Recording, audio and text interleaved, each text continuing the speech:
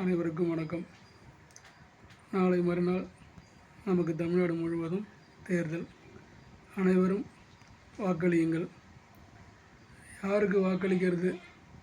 எல்லாருமே ஊழல் பண்ணுறவங்க தான் அப்படின்னு நினச்சிங்கன்னா, ஊழல் பண்ணாத, நாம் கவனிக்காத கட்சியும் இருக்குது.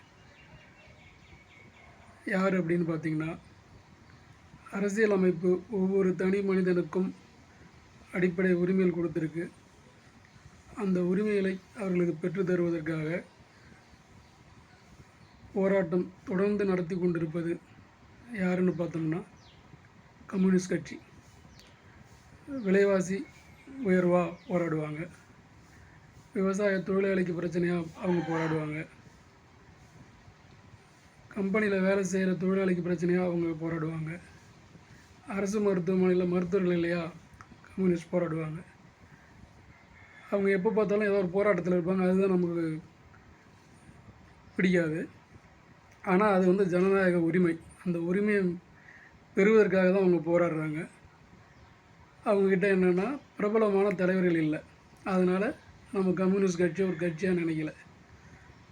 அதனால் இந்த தேர்தலில் ஊழல் பண்ணாதவங்க, நேர்மையான கட்சி ஆட்சிக்கு வரணும் அப்படின்னு நினைக்கிறவங்க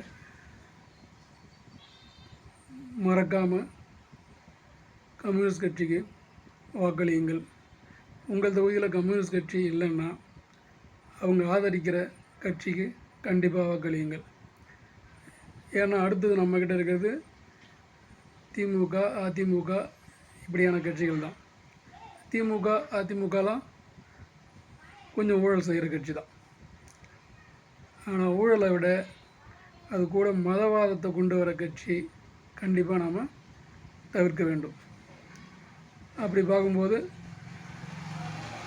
திமுக கூட்டணி பரவாயில்லை. அதனால் கண்டிப்பாக எல்லோரும் வாக்களிங்க. அடுத்ததாக விடுதலை சிறுத்தைகள் கட்சி. தொண்டர்களை அரசியல்படுத்துவது, அவர்களுக்கு அரசியல் அறிவை தொடர்ந்து கற்பிப்பது யார் என்றால் விடுதலை சிறுத்தைகள் கட்சி தலைவர் தொல் திருமாவளவன் அவர்கள். அவரோட கட்சியை வெகு சிறப்பாக வழிநடத்தி கொண்டிருக்கிறார். அவங்க கட்சிக்கும் கண்டிப்பாக வாக்களிக்கலாம். அதனால் அனைவரும் தவறாமல் முற்போக்கு அரசியல் சக்திகளுக்கு வாக்களியுங்கள். நன்றி, வணக்கம்.